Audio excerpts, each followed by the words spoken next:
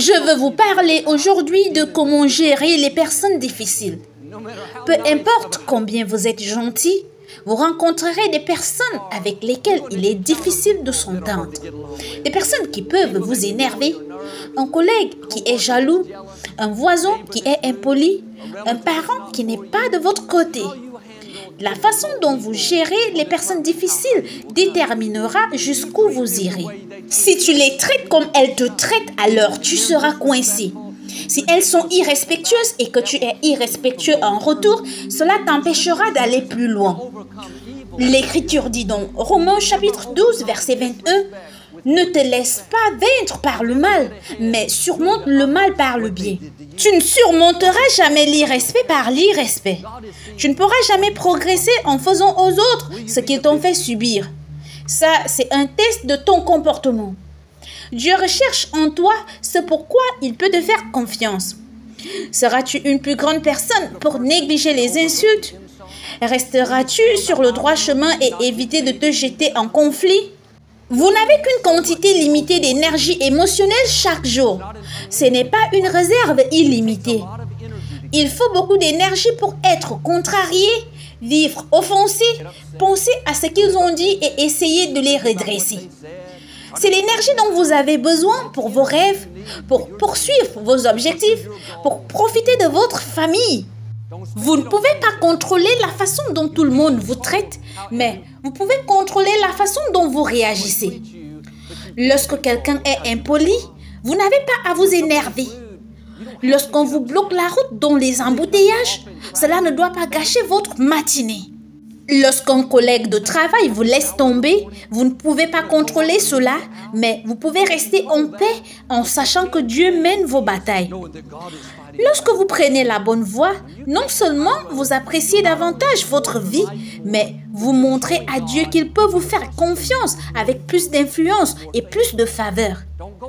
Ne passez pas les 20 prochaines années à laisser les mêmes choses vous contrarier. Les mêmes collègues vous énerver, les mêmes parents grincheux vous voler votre joie. Ils peuvent ne pas changer, mais voici la clé. Vous pouvez changer. Et parfois, nous sommes entraînés à réagir d'une certaine façon. Ils disent ceci, je vais être contrarié. Elle me laisse tomber, cela va ruiner ma vie. Si ton oncle insensé se moque encore de moi, je vais lui répondre. Le problème, c'est que tu les laisses te contrôler. S'ils agissent d'une certaine façon qui va gâcher ta journée, pourquoi tu ne prends pas le contrôle? Jésus a dit, arrête de te laisser contrarier. Quelqu'un ne peut pas te contrarier. Tu dois lui donner la permission de te contrarier. Tu dois faire le choix. Je suis offensé, découragé, affaibli. Certaines personnes savent exactement sur quel bouton appuyer pour vous mettre hors de vous. La prochaine fois qu'elles appuieront sur ce bouton, souriez et dites « Pas maintenant, je vais rester en paix. Je vais profiter de cette journée. » Si quelqu'un est grossier, irrespectueux et toujours en train de trouver des fautes, il a des problèmes qu'il n'a pas réglés. Il a l'amertume, de l'insécurité et de la colère à l'intérieur de lui. Et parfois, ce poison essayera de se répandre sur vous. Vous devez rester sur l'offensive.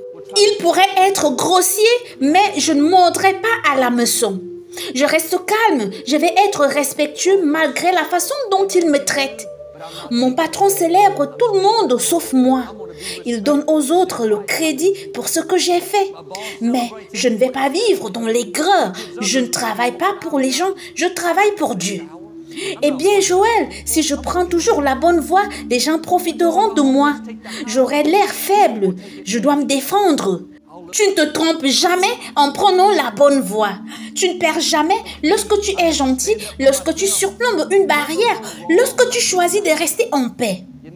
Les Écritures disent dans Proverbes chapitre 25 verset 22 que lorsque vous êtes bon envers vos ennemis, c'est comme si vous amassez des charbons ardents sur leur tête. Vous penseriez que si nous traitions nos ennemis de la façon dont ils nous ont traités, ce serait une bonne revanche. Ils parlent mal de moi, je parle mal d'eux. S'ils me laissent tomber, je vais les laisser tomber. Si elle est impolie avec moi, deux peuvent jouer à ce jeu-là. Je serai grossier envers elle. Cela semble bon pour notre chair de leur rendre cela, mais vous ne vous en sortirez jamais en faisant aux autres ce qu'ils vous ont fait. La vraie façon de voir la faveur augmenter est de bénir vos ennemis. Quand vous êtes bon avec ceux qui ne sont pas bons avec vous, non seulement vous serez élevé plus haut, mais Dieu traitera avec vos ennemis. Il sait comment chauffer les charbons ardents, comment faire pression, comment les amener à penser différemment à votre sujet. Plusieurs fois dans les Écritures, il est fait référence aux croyants comme un aigle. La Bible dit dans Ésaïe chapitre 40 verset 31, « Mais ceux qui se confient en l'Éternel renouvellent leur force. Ils prennent le vol comme des aigles. » Il est significatif que Dieu ait choisi l'aigle. L'aigle peut voler plus haut que n'importe quel autre oiseau. On a repéré des aigles à 30 000 pieds dans les airs, là où volent les gros jets. J'ai lu que le corbeau est l'ennemi naturel de l'aigle. Même si l'aigle est plus fort et plus gros, le corbeau est plus agile, il peut tourner plus vite, manœuvrer plus vite. Et parfois, pour ennuyer l'aigle, le corbeau le suivra juste par derrière, le harcelant et lui causant des ennuis. L'aigle pourrait se retourner et essayer de se battre, pensant que je suis plus grand que ce corbeau, je vais lui montrer qui je suis. Au contraire, lorsque l'aigle est fatigué de traiter avec le corbeau, il n'essaye pas de le dépasser en se déplaçant de gauche à droite. Il commence simplement à voler de plus en plus haut. Le corbeau ne peut pas aller là où l'aigle peut aller. Il ne peut pas supporter une altitude aussi élevée. Il finira par tomber. Dans la vie, il y aura toujours des corbeaux. Vous pouvez travailler avec des corbeaux, vous pouvez avoir des voisins qui sont des corbeaux, vous pouvez même être assis à côté d'un corbeau maintenant. En fait, il y a toujours des gens qui peuvent vous énerver. Ils pensent que c'est leur vocation dans la vie de vous ennuyer, de vous irriter, de vous pousser dans vos retranchements. Cela continuera à se produire tant que vous resterez à leur niveau. Vous serez contrarié, attiré dans le conflit, vous serez offensé, vous devez réaliser que vous êtes un aigle. La façon de se débarrasser des corbeaux n'est pas de s'engager avec eux, mais d'aller plus haut. Ne faites pas attention à ce qu'ils disent. Arrêtez de lire les commentaires négatifs. Ne laissez pas l'offense s'installer dans votre esprit. Si vous le faites, vous serez noyé dans le conflit. Tu es un aigle, tu n'es pas censé te battre avec des corbeaux. Tu n'es pas censé être contrarié par des poulets qui picorent tout autour, qui s'occupent des choses qui n'ont pas d'importance. Tu n'es pas censé être frustré par les dindes, les gens qui ne te comprennent pas, les gens qui font beaucoup de bruit, qui essayent de te voler ta paix. Ça, ce sont des distractions qui essayent de te faire dévier de ton chemin, de perdre du temps et de l'énergie dont tu as besoin pour poursuivre tes objectifs. Tu ne peux pas empêcher au corbeau de chanter. Tu ne peux pas empêcher les poules de picorer. Les gens impolis d'être impolis, l'offense, le manque de respect, le voisin grincheux, le travailleur coopératif critique, mais tu peux déployer tes ailes et voler plus haut. Tu n'as pas besoin de t'engager dans ces choses mesquines qui n'ont pas d'importance. Tu as été créé pour être élevé, conçu pour faire de grandes choses, pour laisser ta marque, pour être un faiseur d'histoire. Ne perds pas ton temps précieux à traiter avec des corbeaux. Il y aura toujours des gens qui ne te comprennent pas. Les gens qui n'ont pas combattu pour vous essayeront d'entraver votre vocation. Et bien sûr, ils diront des choses blessantes, essayeront de vous faire mal paraître, vous désavantager. La nature humaine est d'entrer en jeu et de se battre, de les redresser, de leur montrer de quoi nous sommes faits. Ne les suivez pas, ça c'est une distraction. Ils ne contrôlent pas votre destin. Ils n'ont pas insufflé la vie en vous. Ils ne vous ont pas choisi avant que vous ne soyez formés dans le ventre de votre mère. Ce qu'ils disent ne peut arrêter votre but. Ne leur accordez plus de temps, ignorez-les et allez de l'avant. Vous savez ce qui arrivera? Les corbeaux tomberont, ils ne peuvent pas rester avec vous. Ils ne peuvent pas aller là où vous allez. Dieu a mis de la grandeur en vous. Il y a beaucoup de bavardage négatif de nos jours avec tous les médias sociaux et les différents moyens de communication. Les gens peuvent exprimer leur opinion si facilement et dire des choses qui sont désobligeantes et essayer de te discréditer. Le seul pouvoir qu'ils ont est le pouvoir que vous leur donnez.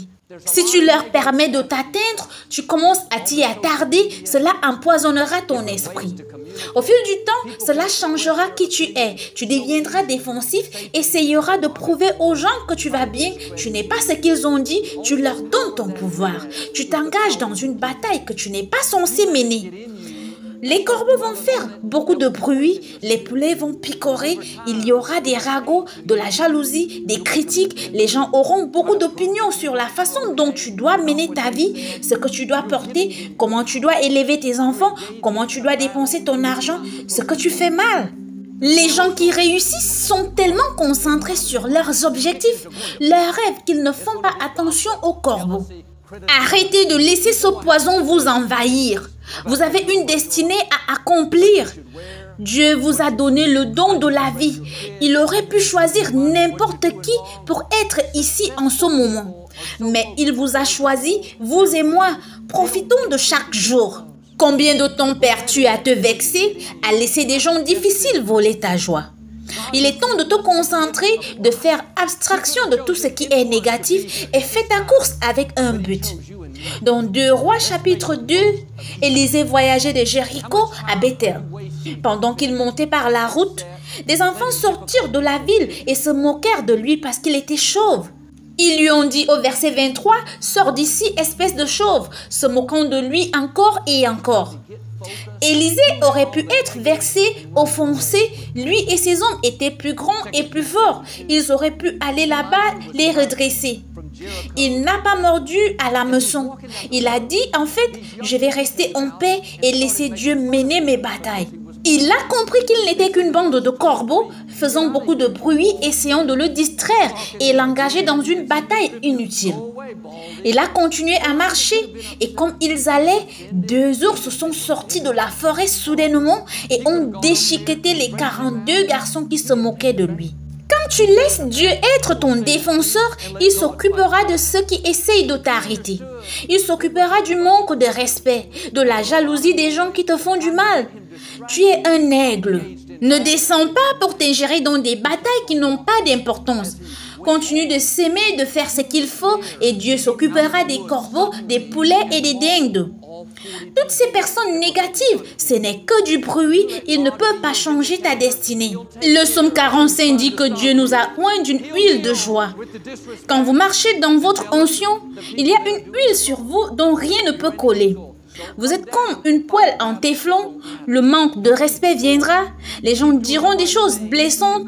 La bonne nouvelle est que vous avez une onction sur laquelle rien ne peut coller. Un collègue vous laisse tomber, il joue à la politique. Vous pourriez être offensé, contrarié, mais vous avez l'huile de la joie. Il suffit de la laisser couler. Quelqu'un d'impoli vous saute à la gorge. Vous pourriez être impoli en retour, leur dire ce que vous ressentez. Mais comme cette poêle en téflon, ça glisse sur vous. Vous continuez et profitez de votre journée. Vous n'avez pas été créé pour vous accrocher à des choses, des offenses, à un manque de respect, à des mots blessants. La prochaine fois qu'une chose qui pourrait vous énerver se produirait, au lieu de répondre de la même manière, essayez une autre approche et dites « Père, merci du fait que j'ai été oint par l'huile de la joie. Je vais rester en paix. Je vais me concentrer sur mes objectifs en sachant que tu mènes mes batailles. » Vous ne pouvez pas vous débarrasser de toutes ces personnes difficiles. Mais si vous réagissez de la bonne manière, elles ne vous empêcheront pas d'avoir une journée bénie, productive et remplie de faveurs. Laissez-vous des choses qui ne devraient pas vous ennuyer. Leur donnez-vous votre pouvoir, laissons ce que font les gens déterminer si oui ou non vous serez heureux. Vous devez reprendre le contrôle de votre joie. Arrête de mettre ta joie entre les mains de quelqu'un d'autre. Si tu comptes sur le fait que tout le monde te traite bien, sois gentil, dise de bonnes choses et alors tu seras heureux, tu leur donnes ton pouvoir. Tu contrôles ton bonheur, tu dois te décider. Quoi que les gens fassent, quoi qu'ils disent, la façon dont ils te traitent ne devrait pas te voler ta joie. Ils peuvent ne pas vouloir être heureux, mais ils ne devraient pas t'empêcher de l'être.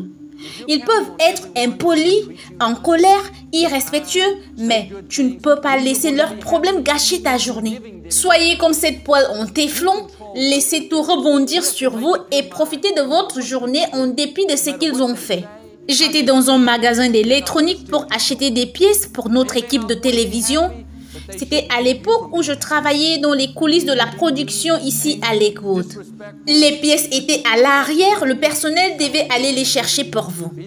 J'avais déjà fait cela de nombreuses fois auparavant. L'homme au comptoir était au téléphone, il n'était pas pressé de raccrocher. Il pouvait me voir placé là, mais il a quand même parlé au téléphone pendant 15 minutes. J'ai attendu patiemment et finalement il a raccroché. Je pensais qu'il me parlerait au moins pour savoir ce dont j'avais besoin, mais il n'a jamais levé les yeux. Finalement, j'ai demandé s'il pouvait m'aider.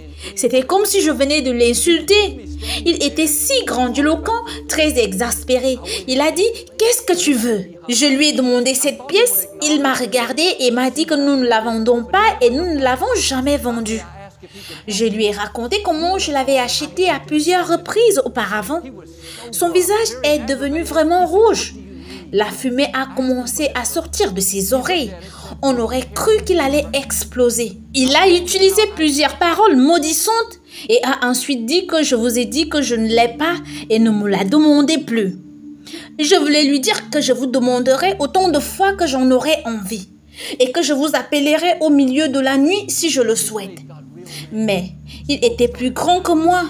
Alors j'ai souri et j'ai dit « Pas de problème, passez une bonne journée ». Je ne le pensais pas, mais au moins je l'ai dit. Je devais faire ce choix. Allais-je laisser son poison m'envahir, polluer ma journée, aigrir mon attitude, dépenser mon énergie émotionnelle, contrarier, aggraver? Ou alors, allais-je être une poêle en téflon avec cette onction qui ne colle pas? Laisser tout ce manque de respect, colère, poison glisser tout de suite. J'ai décidé de laisser tomber. On ne peut pas empêcher les gens de déverser leurs ordures, mais on peut se couvrir. On n'est pas obligé de laisser toutes leurs ordures se déverser sur nous. Parfois, nous avons des attentes irréalistes. Nous pensons que nous passerons une bonne journée. Tant que nous ne rencontrons pas des gens impolis, tant que notre famille dit des choses gentilles, tant que nos collègues travaillent à la perfection, alors nous serons en paix. Mais ça, ce n'est pas la réalité. Les gens difficiles sont partout. Il y aura toujours quelqu'un pour vous voler votre joie, vous offenser, vous laisser tomber, dire quelque chose qui n'est pas vrai. La clé n'est pas d'essayer de l'éviter, mais de le gérer de la bonne façon. Ne mordez pas à l'hameçon, ne laissez pas l'offense perdurer, ne vous attardez pas sur les commentaires négatifs, soyez bien oint et ne laissez rien s'incruster. C'est en étant un aigle, en s'élevant plus haut que l'offense, la blessure, la jalousie. Quand Dieu peut vous faire confiance pour faire ce qui est juste quand c'est difficile, il n'y a pas de limite à la façon dont il vous élèvera. Il y avait un homme qui marchait dans la rue avec son ami pour acheter un journal. Quand ils sont arrivés au magasin du coin, l'employé du petit kiosque à journal était très froid, inconsidéré, pas amical du tout. L'homme a acheté son journal et a dit très poliment « J'espère que vous aurez une bonne journée ». Alors qu'il s'éloignait, son ami a dit « Est-ce que ce vendeur est toujours aussi impoli ?» L'homme a dit « Oui, tous les matins ». Et ensuite son ami a dit « Et es-tu toujours aussi gentil avec lui ?» Il a dit « Oui ». L'ami a eu l'air perplexe et a demandé pourquoi. L'homme a dit « J'ai pris ma décision. Je ne laisserai pas une personne gâcher ma journée. » Comme lui, vous devez vous décider que vous ne laisserez personne vous gâcher la journée. Vous ne laisserez pas un collègue irrespectueux, un camarade de classe qui se moque de vous, un conducteur qui vous bloque la route dans les embouteillages gâcher votre journée. Décidez à l'avance que je me oins avec de l'huile de joie, Quoi qu'il arrive, commentaires négatifs, manque de respect, personne grossière, cela va glisser sur moi. Combien plus apprécierez-vous votre vie si vous avez cette onction? Vous ne pouvez pas contrôler ce que les gens font. Ils veulent être grossiers, offensants, difficiles à vivre, c'est leur choix. Mais tu peux contrôler la façon dont tu réponds. La chose la plus puissante que vous puissiez faire est de laisser tomber. N'y accordez pas du temps à cela pendant la journée. N'y pensez pas. Ne le revivez pas. N'appelez pas vos amis et ne leur dites pas ce qu'ils ont dit. Gardez votre cœur pur. Économisez votre énergie émotionnelle pour vivre ce jour pleinement, pour vivre vos rêves, pour aimer votre famille, pour être bon avec vos voisins. Quand quelqu'un est impoli, quand il est offensant, ne le prends pas personnellement, ce n'est pas à cause de toi, c'est à cause de ses propres luttes intérieures. Il ne s'aime pas, c'est pourquoi il ne t'aime pas. Il est contrarié par des choses qui n'ont rien à voir avec toi. Mais il se trouve que tu entres dans son histoire quand c'est en train de bouillir. Reste loin et avance. Rien de tout cela n'arrêtera ta destinée à moins que tu ne sois distrait. Au lieu d'engager des batailles qui n'ont pas d'importance, essayant de rendre aux gens ce qu'ils t'ont fait, laisse Dieu être ton défenseur. Voici ce que David a fait. 1 Samuel chapitre 25. Lui et ses hommes avaient vécu dans la campagne en fuyant le roi Saül. Un homme nommé Nabal vivait dans la ville de Carmel, non loin de David. Il était très riche et possédait des milliers de moutons et de chèvres. Mais le verset 3 dit que Nabal était un homme méchant et malhonnête avec qui il était difficile de s'entendre. David et ses hommes protégeaient la propriété de Nabal en restant simplement là. Ils étaient très puissants et auraient pu s'emparer des troupeaux et se débarrasser de ses bergers, mais ils étaient bons pour Nabal. David apprit que Nabal tondait ses troupeaux, c'était la saison de récolte. Donc David a envoyé des messagers à Nabal pour lui demander de la nourriture, puisqu'ils avaient protégé leur famille et leurs troupeaux. On aurait pu penser que Nabal serait reconnaissant d'avoir ces hommes qui veillaient sur lui. Nabal a été très insolent et impoli. Il a dit: qui est cet homme David? Je ne lui ai jamais demandé de faire quoi que ce soit pour moi. Je ne lui dois pas un centime. Dites-lui d'oublier, je ne vais rien lui donner. Quand David a entendu cela, il a été très en colère. Il n'a pas pensé à l'huile de joie. Il n'a pas chanté le psaume qu'il a écrit. Voici le jour que le Seigneur a fait, je vais me réjouir. Il était furieux. Il a dit à ses hommes: faites vos bagages, nous allons nous occuper de Nabal. Il a dit: aussi sûrement que je vis, aucun membre de la famille de Nabal ne sera vivant à cette heure demain. David était offensé, en colère. Il n'allait pas se laisser faire insulter par Nabal. Il y a des moments où nous sommes censés nous battre. Nous devons prendre des actions. David a combattu Goliath, mais vous devez vous assurer que cette bataille est entre vous et votre destin. Sinon, c'est une distraction. David était tellement submergé par ses émotions qu'il n'a pas réalisé qu'il ne s'agissait pas d'une bataille qu'il était censé mener. Combien de fois menons-nous des batailles parce que, comme David, nous sommes offensés. Ils nous ont contrariés, ils nous ont fait du mal. Mais ça, ce n'était pas une bataille entre nous et notre destinée. C'était notre chair qui s'excitait, voulant prendre les choses en main. Nous étions censés laisser tomber et ne pas nous y attarder, faire confiance à Dieu pour être notre défenseur. Voici comment Dieu est miséricordieux. David se dirigeait vers la maison de Nabal à toute vitesse, sur le point de faire une erreur qui entraverait sa destinée. La femme de Nabal s'appelait Abigaël. Elle était sage. Elle a chargé 200 pains, 200 outres de vin, 5 pièces de bétail à prêter, 5 mesures de grains rôtis, 100 masses de raisins secs et 200 figues sèches, et s'est dirigée vers David. Quand elle l'a vu, elle se prosterna contre terre et dit: David, mon mari est un fou. Il a la tête dure, il n'aurait pas dû t'insulter. Je t'ai apporté ces cadeaux en espérant que tu lui pardonneras. Elle a continué en disant: David, tu es appelé à être le roi d'Israël. Pourquoi te battre avec cet idiot? Pourquoi perdre ton temps avec un homme têtu? Ne laisse pas cette bataille inutile être une tâche sur ton dossier. Elle a parlé de sagesse à David. Elle a dit: David, regarde qui tu es. Tu es le prochain roi. Dieu va te confier une dynastie durable. Mais tu es sur le point de tout gâcher en te vengeant de cet idiot. David a repris ses esprits, il a dit à Abigail: l'Éternel Dieu d'Israël t'a envoyé à moi aujourd'hui, car si tu ne m'avais pas empêché d'exercer ma vengeance de mes propres mains, aucun membre de ta famille ne serait en vie. Nous allons tous rencontrer des Nabal dans la vie. Des gens qui sont grossiers, durs, offensifs. Je vais vous demander ce qu'Abigail a demandé à David. Pourquoi vous battez-vous avec un insensé? Pourquoi êtes-vous en conflit avec quelqu'un qui ne va nulle part? Pourquoi êtes-vous contrarié par cette personne qui vous coupe la route dans la circulation alors que vous ne la connaissez même pas? Pourquoi êtes-vous offensé par ce collègue? Ils ne sont pas entre toi et ta destinée. Ils ne peuvent pas arrêter ce que Dieu a prévu pour toi. Alors, ils ne t'aiment pas, ils ont fait des commentaires négatifs, ils t'ont laissé de côté. Ça, c'est un test. Tu ne peux pas atteindre ta destinée sans les personnes difficiles. Ne te laisse pas distraire, appâter par des conflits qui n'ont pas d'importance. Sois comme cette poêle en téflon. Dieu a un avenir impressionnant pour toi.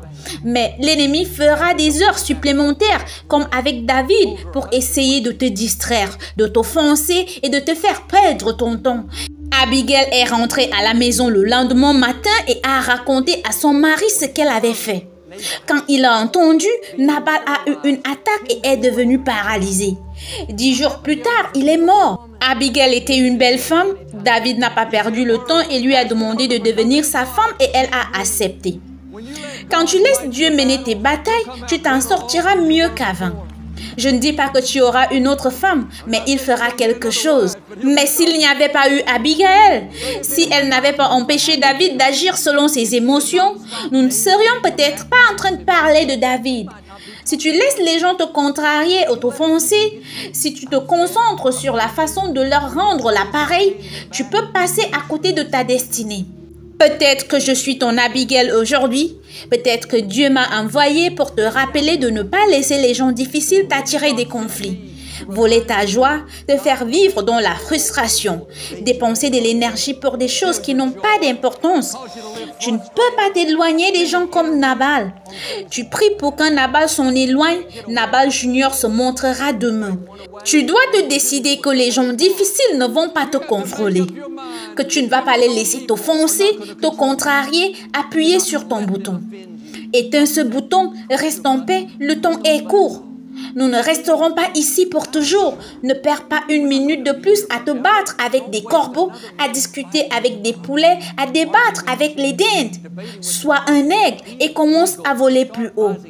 Si vous faites cela, je crois et je déclare que non seulement vous apprécierez davantage votre vie, mais que Dieu s'occupera de vos Nabal. Vous verrez la justification, la promotion, la faveur, la percée, la plénitude de votre destinée au nom de Jésus.